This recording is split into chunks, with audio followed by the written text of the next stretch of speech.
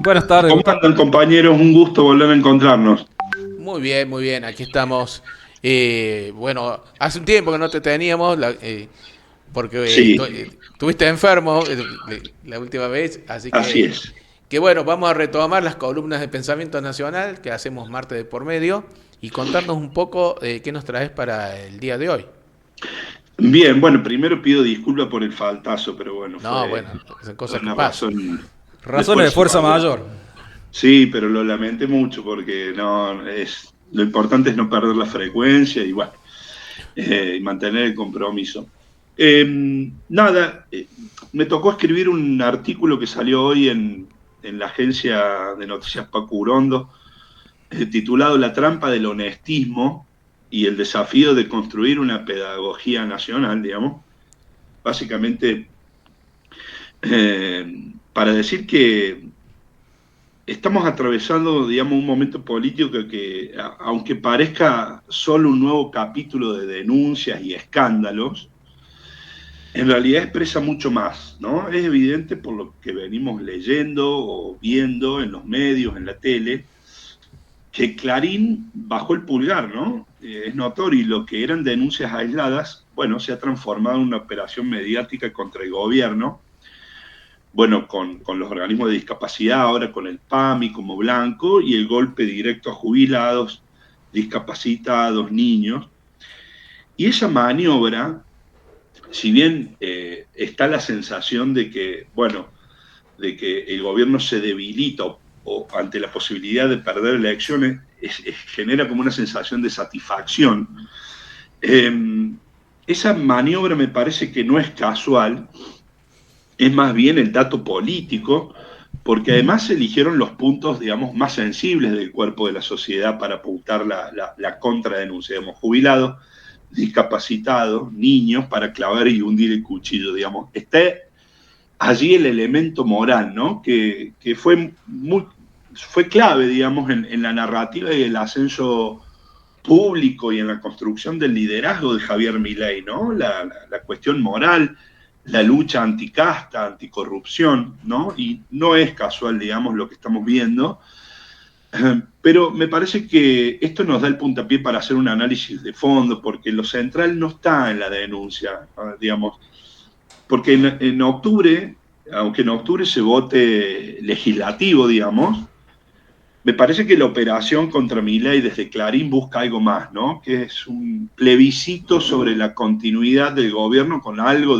de aroma anticipo de sucesión política, ¿no? Y aquí está la clave, digamos. El establishment nunca se limita a erosionar un ejecutivo sin construir una alternativa que lo reemplace, ¿no? Porque en el tablero de operaciones para los grupos económicos no existe ese vacío, digamos, le pueden bajar el pulgar a un proyecto, pero inmediatamente pulgar arriba para el otro, ¿no? Y detrás del derrumbe simbólico del gobierno al que estamos asistiendo, bueno, empieza a asomar el armado de otro bloque funcional a los mismos intereses, ¿no? Yo veo, esto es una apreciación personal, pero en paralelo a la demolición mediática del gobierno empieza a sonar el Frente Provincias Unidas como la opción razonable, moderada, estable y de gobernabilidad. Eso lo veremos en un tiempo, ¿no? En la Argentina la sucesión de hechos políticos se da a una velocidad muy vertiginosa y bueno, el margen de pifia es enorme, digamos, para anticipar. Pero el problema verdadero es que la corrupción estructural continúa, la entrega, el saqueo económico en la Argentina continúa desde hace por lo menos 5 décadas. Tal vez, si hilamos en términos de historia política nacional reciente, desde 1955. Y por eso lo que hoy se juega no es solo quién conduce la transición política, sino, y es lo que nosotros debemos intentar comprender, es si en la Argentina sigue siendo un país dependiente para continuar su marcha hacia la disolución nacional o si empieza a reconstruir, digamos, un proyecto soberano capaz de orientar el crédito, planificar la producción y defender los recursos y las empresas estratégicas. Digamos, toda esta situación de escándalo moral, ético y de corrupción al cual asistimos los argentinos, y este gran desorden y saturación y estrés que tiene el Estado con la corrupción estructural nos habilita a hacer un análisis de fondo, porque mientras discutimos coimas, retornos, corrupción, valijas directo de los laboratorios a presidencia, se siguen fumando los dólares del FMI, lo de la deuda con privado, los del BID y hasta los fondos de garantía de sustentabilidad. Digamos, el vaciamiento continúa a todo ritmo, ¿no? El endeudamiento nacional nunca se detuvo y nos están hipotecando por décadas. Esa es la realidad. Digamos, el FMI nos presta el dinero para que JP Morgan o el Deutsche Bank vendan pesos y se lleven los dólares, digamos, que el FMI nos presta. O sea, Argentina se ha transformado en un mero intermediario que recibe los dólares del FMI para dárselo a los especuladores con un solo detalle, digamos, los argentinos nos quedamos con la deuda. Y a grandes rasgos es la estafa más grande del siglo operada por funcionarios argentinos, ¿no? Y si no repensamos todo este mecanismo, más allá de las discusiones coyunturales y el escándalo moral de la corrupción, se va a volver a repetir siempre, y en la naturalización de la alternancia político-partidaria, van a volver los agentes del saqueo y de la entrega a gobernar cada 4, cada 8 años con el disfraz del cambio, del retorno, de no volver, digamos, mientras nosotros, bueno, vitoreamos de que hay que volver mejor. Pero me parece que ¿dónde radica la verdadera tensión del pleito histórico al que asistimos, ¿no? Es que en la Argentina, digamos, persisten dos proyectos de país que son antagónicos e irreconciliables. Uno que con raíz que tiene un origen en el contrabando portuario, subordinado al capital extranjero y a la renta financiera, que nunca pensó gobernar el país real en toda su extensión, sino en administrar su dependencia con la lógica rentista del siglo XIX. Y de esa matriz antinacional, bueno, derivan y hemos heredado a los Alzogaray, a los Martínez de Oz, a los Cavallo, a los Macri y a los Milei. Y el otro proyecto, aún inconcluso, hunde sus raíces en San Martín y se proyecta con Perón, que concibe al Estado como motor de desarrollo, a la soberanía como mandato histórico y a la justicia social, digamos, como principio de destino colectivo. Y cada crisis que atravesamos los argentinos, en razón económica, cultural, político o institucional, como la que evidenciamos a diario, no es más que una expresión episódica y superficial de una disputa estructural de largo aliento y muy de fondo, que es la que enfrenta dos proyectos de país con visiones irreconciliables sobre la nación, el trabajo, el ahorro argentino, el crédito, la riqueza y el porvenir, digamos, ¿no? Entonces, en la lógica del saqueo, ya entrada la democracia, la demagogia, hemos hablado en esta columna sobre la utilización demagogia del relato histórico de Javier Milei en términos históricos. En esencia, la demagogia es una distorsión interesada de una verdad inicial, vale decir, toda gran mentira, para que gire con éxito y se imponga hegemónicamente, gira sobre un eje de verdad.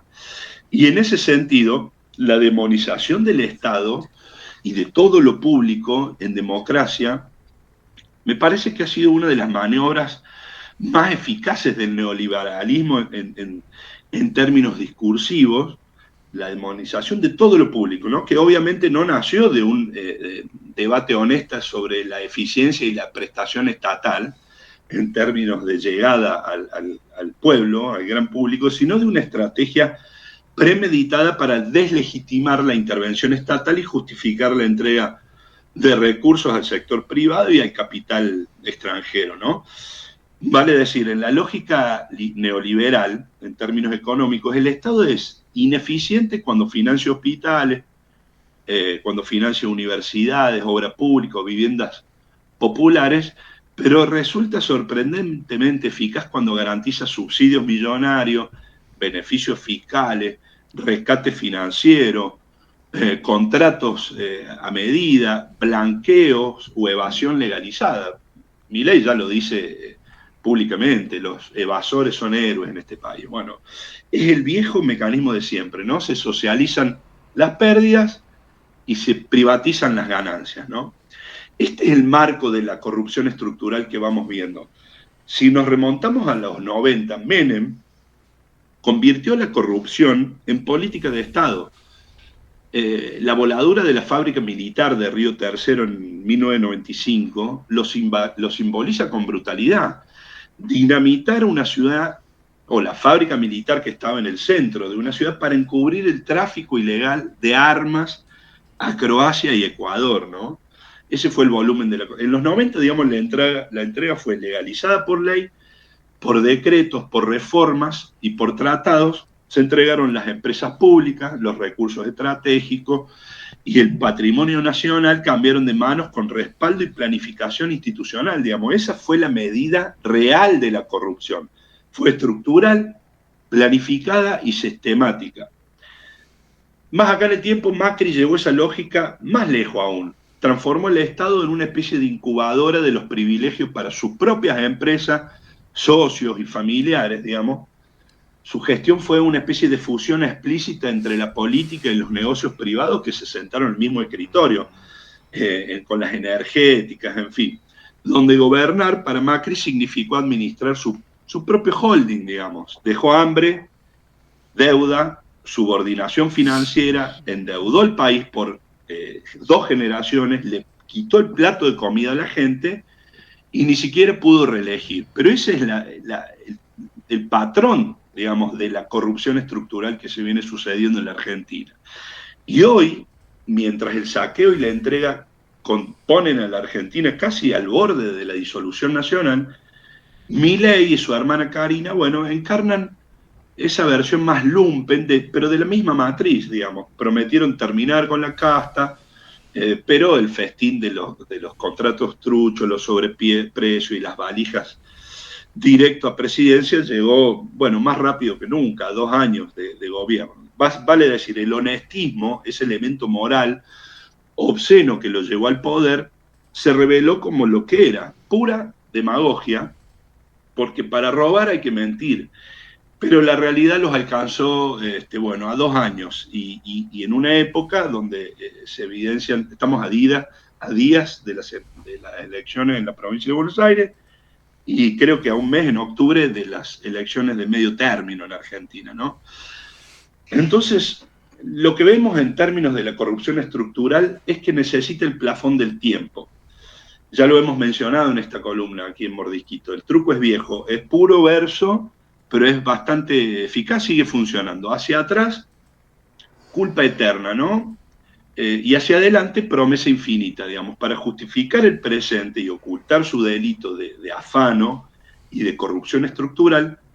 Los políticos liberales instalan el libreto de la pesada herencia, los 70 años de populismo, los 100 años de intervencionismo. Digamos, para el liberalismo, los políticos, la cultura liberal, siempre hubo un malhechor antes que arruinó todo, ¿no? Antes que ello. Y mientras tanto venden un futuro que nunca llega, la luz al final del túnel, un esfuercito más, estamos cerca de la orilla, los brotes verdes, las inversiones que van a llegar. En 20, 30 años seremos como Irlanda. Digamos, y la táctica es de manual, que es básicamente hipotecar el presente, suspender la esperanza y mantener a la sociedad a la espera de un milagro, digamos, que jamás va a ocurrir. Y lo triste es que en ese péndulo discursivo, digamos, una especie de culpa retroactiva y expectativa diferida que nunca llega, logran lo esencial, que es ganar tiempo y no discutir nunca la raíz del modelo. No se habla nunca de quién concentra la riqueza, quiénes ganan, quiénes pierden, quién fuga capitales, a quién y quiénes vacían el Estado y qué consecuencias traen la población, ¿no? Digamos, pero la trampa del honestismo quedaría en evidencia si el campo nacional y popular, sus dirigentes, bueno, recuperaran un poco los anticuerpos políticos y volvieran a conectar su relato con las necesidades vitales del pueblo y de la nación, digamos, porque el modelo liberal, digamos, de Martínez de Oz hasta Milei, no demanda líderes virtuosos, de hecho cada vez menos. Lo vemos a Milei en términos culturales y creo que no se puede caer más bajo, digamos. Pero en esa dinámica, el pueblo no es representado ni es interpelado, y más bien es el gran excluido, ¿no? Despojado de su derecho de ser parte y proyectar con su propio esfuerzo un destino colectivo. Y aquí el problema me parece que no es solo la crisis de representación política que heredamos del 2001. Ya por estos tiempos se ha profundizado, es verdaderamente un quiebre de representación, porque no se trata de que los dirigentes no representan no interpelan a la sociedad, sino que la política se ha desvinculado de la comunidad nacional y de sus intereses vitales, bueno, para estar en la callecita de la administración de la dependencia, y la consecuencia es directa. La ausencia de electores en las urnas no es apatía, sino un síntoma de ruptura, ¿no? El sistema ha perdido legitimidad porque perdió sentido para la gente. Y Milei no solo está desmantelando la estructura productiva de la Argentina, está consolidando un modelo de colonia rígida donde si se instala, apenas un 20% de argentinos podrá vivir bien y el resto quedará condenado a la exclusión. Sin embargo, el debate público se reduce a las coimas como si el problema fuera moral en la Argentina, no estructural. A eso voy, este es el punto del análisis. El problema no es moral ético, es estructural y es político, digamos. Y me parece que tenemos una mirada muy corta y pareciera ser que no hemos aprendido bien de las lecciones del menemismo hasta hoy, ¿no? Porque mientras discutimos la corrupción, la verdadera estafa se consolida en silencio desde hace décadas, ¿no? Entregando soberanía, destruyendo nuestra industria nacional, con lo que eso significa, el impacto que esto tiene en el tejido, en la destrucción del tejido social. Se transfieren enormes volúmenes de capital y de riqueza del esfuerzo del trabajo nacional hacia afuera. Digamos, y nuestros políticos, los de raíz nacional y popular, se encuentran agotados disputando con saña, digamos, los pequeños espacios, me parece impedido de construir procesos históricos en los tiempos largos del pueblo, ¿no? Y me parece que la patria no se va a reconstruir invocando moralinas abstractas ni debates estériles en términos de decencia o de moral, sino que se va a reconstruir cuando volvamos a poner al pueblo como sujeto de la historia y no como espectador resignado a vivir el saqueo, digamos. Perón decía que la economía nunca es libre, ¿no? Y o la controla el Estado a favor del pueblo o la controlan las corporaciones en contra del pueblo. Y eso es lo que estamos asistiendo, por lo menos en las décadas que lleva nuestra democracia, digamos, ¿no? El liberalismo es una estafa organizada, digamos, no existe como doctrina real, sino el liberalismo es como una especie de pantalla discursiva para garantizar o justificar el desmantelamiento del Estado y dejar el camino libre al saqueo corporativo, ¿no? Y ese descontrol planificado no es un accidente, es el método mismo, ¿no? No hay mercado libre, hay un mercado liberado o librado para los bancos, para las multinacionales y para los grandes grupos que se concentran la riqueza mientras, digamos, revienta la clase media argentina y condenan a las mayorías populares a la miseria estructural. Yo recuerdo este número, lo repaso desde la década, digamos, desde más allá de las variables de la geopolítica, la crisis del petróleo, pero desde el 24 de marzo del 76 hasta hoy, se ha multiplicado la pobreza y se ha institucionalizado un 50% de pobreza en la Argentina, digamos. Y el desenlace siempre es el mismo. Estalla todo y cuando un poco el humo se disipa, bueno, hay más pobre y hay menos nación, digamos, cada vez que pasa el liberalismo por el gobierno. Y me parece que no es momento de seguir pecando con cierta ingenuidad, me parece que es hora de restaurar el orden justo, el control político del aparato económico y la conducción nacional de nuestro desarrollo, digamos. En un Estado soberano como el que supo diseñar Perón, no puede habilitarse el vaciamiento porque ese Estado empresario impone el control sobre los recursos estratégicos, orienta el crédito en función al desarrollo y la planificación nacional, planifica la producción en ese sentido, y eso mismo limita la intromisión de las corporaciones.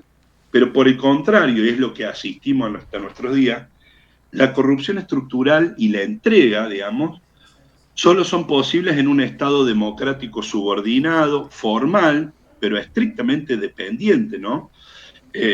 Donde el saqueo es política de Estado y no es delito.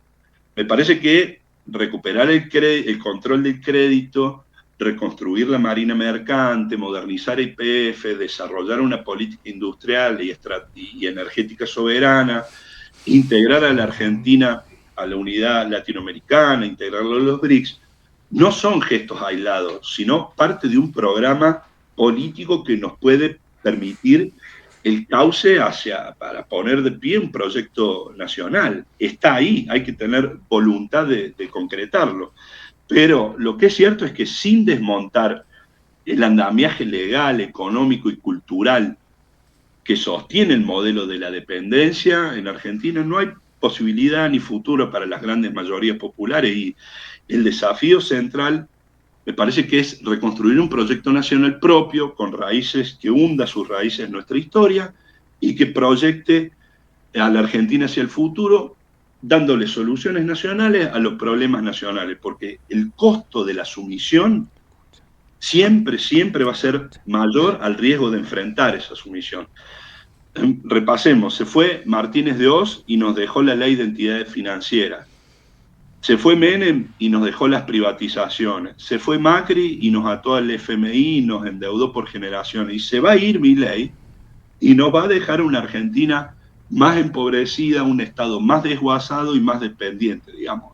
Cada ciclo neoliberal no dejó solo ruinas, sino que dejó intactas, no solamente intactas, sino fortalecida la estructura de poder que impide soñar con una nación justa, libre y soberana, y solo cuando esa estructura sea desmantelada, bueno, desde el campo nacional y popular, bueno, la Argentina podrá ponerse de pie. Sí, lo escucha, lo decíamos hoy hace un rato, porque recordando el día de la industria, ¿no? El Día de la Industria, que sí, se juntaron todos los gremios industriales para repudiar este modelo de país que mata a la industria. Tuvo problemas Villarruel ahí, ¿no? Visitó a un gremio de la industria y me parece que la fletaron. Arrieto creo que fue, no sé si también Arrieto ayer en Santa Fe, y hoy me parece que la vicepresidente también le pasó lo mismo. Ya la presión social es evidente, ¿no? Se está destruyendo la industria, y en Córdoba todo lo que eran las automotrices y los polos industriales están en Córdoba destruidos, con el impacto que eso tiene, digamos, en el empleo, ¿no? Y en el tejido social y en los niveles productivos de la provincia. Sí, escuchaba atentamente lo que estaba, el análisis que hacías, y veía esto que te dicen 70 años de peronismo, lo que lograron, sin tener en cuenta que con el peronismo industrializamos, vienen estos, regalan, entregan, destruyen, no invierten, reparten, endeudan. Con el peronismo desendeudamos y vienen estos y vuelven. Tenemos que empezar como siempre de cero, lo decías recién, Menem, destrucción de la marina mercante, privatización de las empresas. Hay que ir a recuperarlas, y encima después que las recuperas, ellos tienen amigos en la justicia de Estados Unidos y te salen a cobrar los daños que hicieron ellos sobre nuestro país. Entonces, como que hay que empezar, no de cero, hay que empezar de -10 cada vez que retomamos. Sí. Y encima la exigencia hacia el gobierno popular es como que ya inmediato, llegaste y tenés que dejar todo como antes de que hubiéramos elegido un gobierno de signo contrario. Totalmente, porque el aparato cultural, en términos hegemónicos, lo impone. Estamos pensando con las categorías de ellos. De ellos nos afanan términos que son bastante nobles, como libertad, cambio, en fin.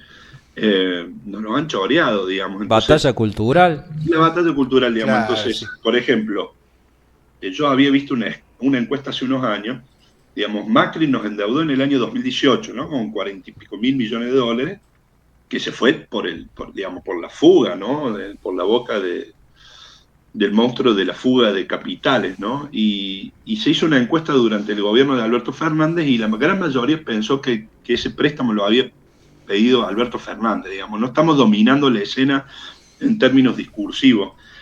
Pero ese es un plano, pero el otro plano, por ejemplo, ¿no les parece sospechoso o criticable, digamos, para el análisis que ni siquiera en los gobiernos nacionales y populares, como la década kirchnerista, que, repito, fueron los mejores gobiernos que el pueblo se supo dar después de Perón, no es que no reemplazó la ley de entidades financieras, no tocó el tema. La ley de entidades financieras es la columna vertebral, es el mástil del andamiaje del modelo de la dependencia económica. Digamos, venimos hablando sobre el tema de la ley de entidades financieras y no está el tema sobre el tapete en la discusión pública, no digo en el conjunto, pero al menos en la militancia política del campo nacional y popular.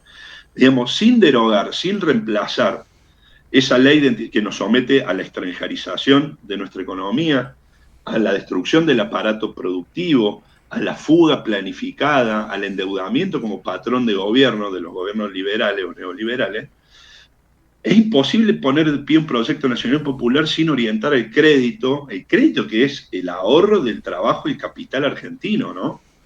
Sin orientarlo al desarrollo de la producción, a la ciencia y la tecnología. Es muy difícil levantar con orgullo la bandera de la independencia económica, digamos, seamos serios, digamos, hay que atravesar con análisis crítico algunas cuestiones, porque yo repito, esta secuencia que intentamos describir recién, que si de arrastre viene del año 55, pero del 24 de marzo de 1976, con la dictadura genocida cívico-militar, con Martínez de Oz, la ley de entidad financiera, con Menem, las privatizaciones y el desguace estatal, Macri, los negocios privados, Milei, la entrega del patrimonio y las empresas estratégicas, todo, digamos, todo el capital nacional que nos pertenece a los argentinos por derecho propio, estamos siendo despojados de eso. Esa es la verdadera corrupción estructural.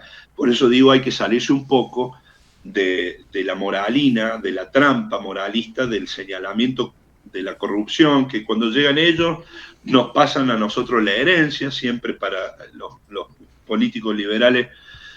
Bueno, como decíamos, recuerden con Macri, ¿no? ¿Qué quieren?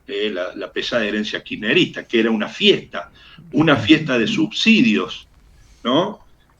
Pero si era una fiesta de subsidios, a la vez dijeron que se robaron todos los kirchneristas, que se robaron 2 PBI.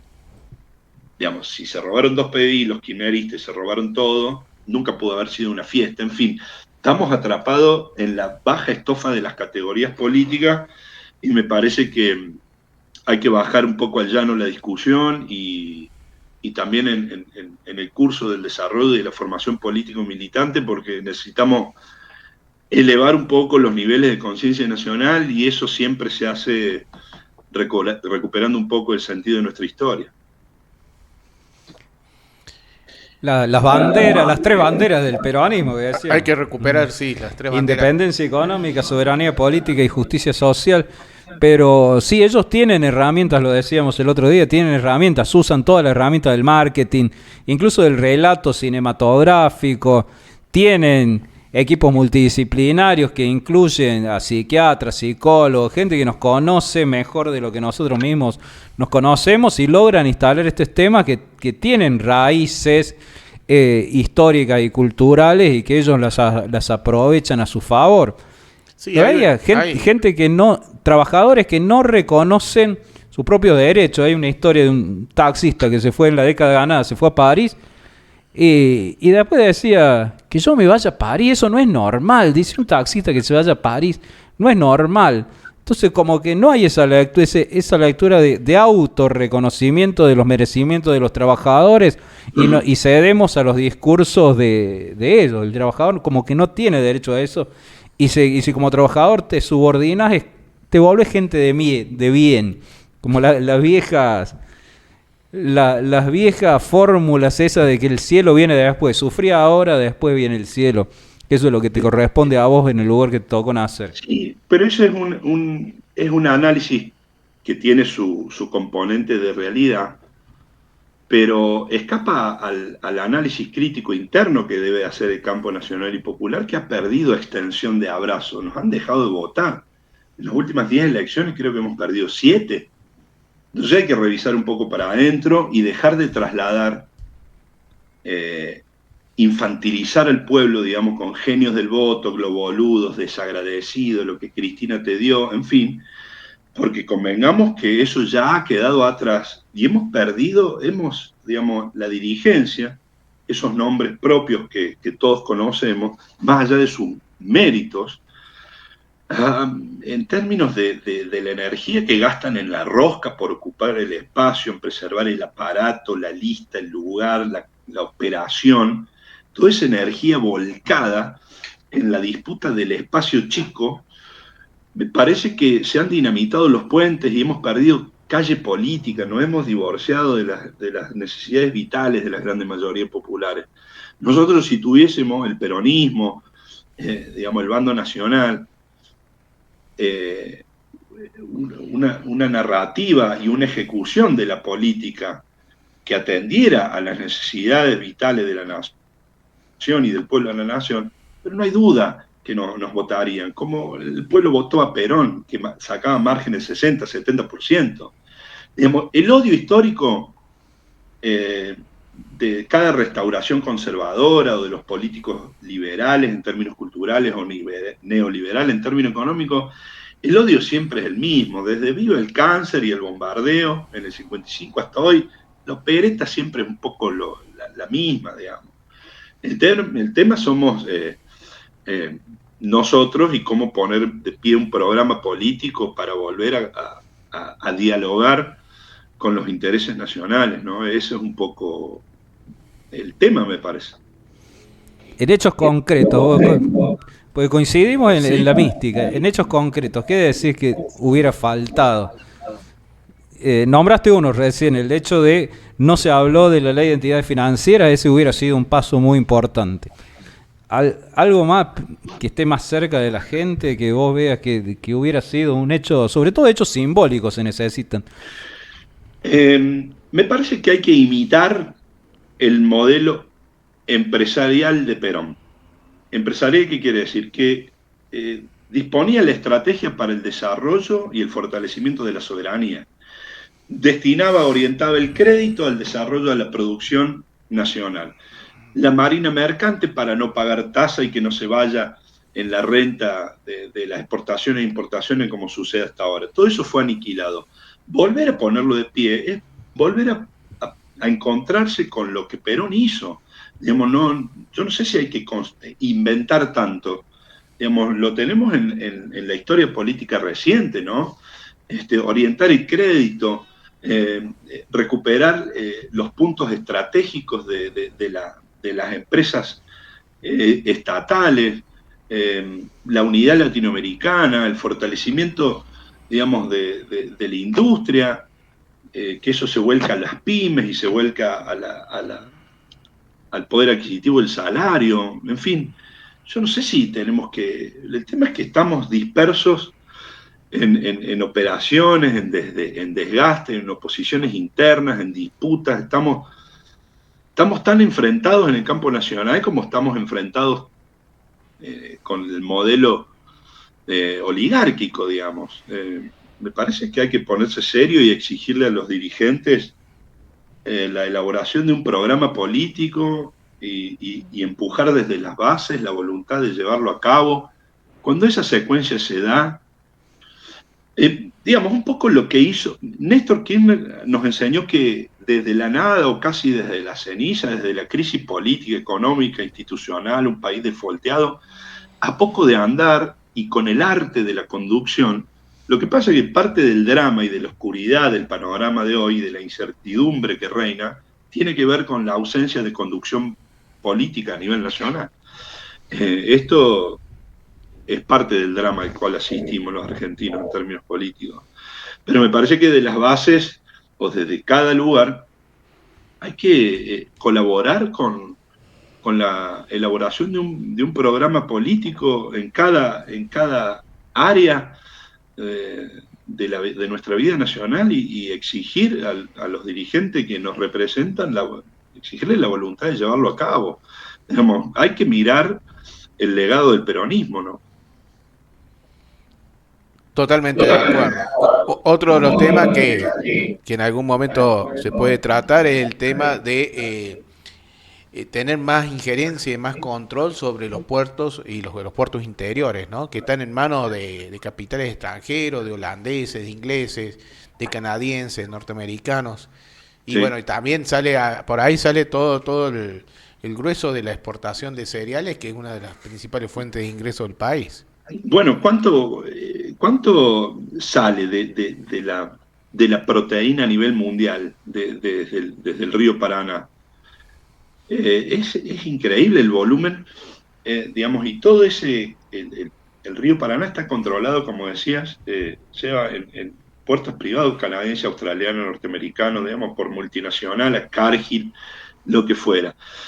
O algunos se Vicenti, preguntan por qué estalla el problema con los narcos en Rosario. Y no tiene que ver por el mercado de venta de la droga, tiene que ver con la ausencia de control en el pesaje, en el tonelaje y en el contenido de los containers, porque es la fuga de la droga que baja y sale por el río Paraná a Europa, a Estados Unidos, a saber, ¿no? Ese es el problema de violencia que vive eh, Rosario y que no tiene que ver con las tensiones de los mercados narcos, porque si no, ese problema yo hubiese estallado en el conurbano bonaerense, que hay un mercado de 17 millones de personas.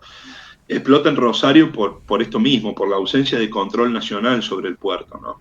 Entre tantas cosas que hay que recuperar, porque también el río Paraná tiene que ver con la soberanía marítima en el Atlántico Sur, en fin, son muchas cuestiones, pero a la vez me parece que integrar Malvinas, no solo en términos de espíritu para recuperar un poco la autoestima nacional, sino que en Malvinas está todo. Me parece que hay que predisponer todos los recursos nacionales, ciencia, tecnología, medios de comunicación, universidades, hacia la recuperación de la soberanía nacional y el control de la economía real, de los bancos, de los puertos. En fin, la tarea es ardua y bueno, por supuesto que hoy es imposible no mirar cómo el gobierno antinacional de Javier Milei se tambalea y se desgasta por la evidencia obscena de los casos de corrupción, ¿no? Porque repito, es la misma fase iniciada hace 5 o 6 décadas de vaciamiento estructural, de corrupción estructural, pero en manos de gente muy, muy marginal, ¿no? Digamos, Karina Milei, yo la imagino pesando la plata y escuchando el ruidito de la máquina de contar billetes mientras escuchan ópera a la noche, ¿no? Digamos, es muy lumpen lo que estamos viendo y bueno, a 2 años de gestión, bueno, se han chocado con la realidad, ¿no? Ha quedado todo expuesto. Y ahora, un elemento que nos da un indicio de la calidad institucional, un juez ordenando el allanamiento, digamos, provocando la censura previa en casas de periodistas, ¿no? Me parece que eso no, en una segunda instancia eso no va a prosperar, pero Patricia Bull ni siquiera leyó la denuncia, quedó en evidencia. Bueno, están haciendo eso, digamos, y lo hacen porque pueden, digamos, y eso es una dimensión, un dato para dimensionar el retroceso propio del peronismo, que se disputa en situaciones muy de corto plazo, y me parece que ya los tiempos se están agotando. Me parece que los tiempos se están agotando. Gustavo, te queremos agradecer el contacto con Tessa Ilam, con Multimedia Mordisquito. La verdad, muy, pero muy buena la columna del día de hoy.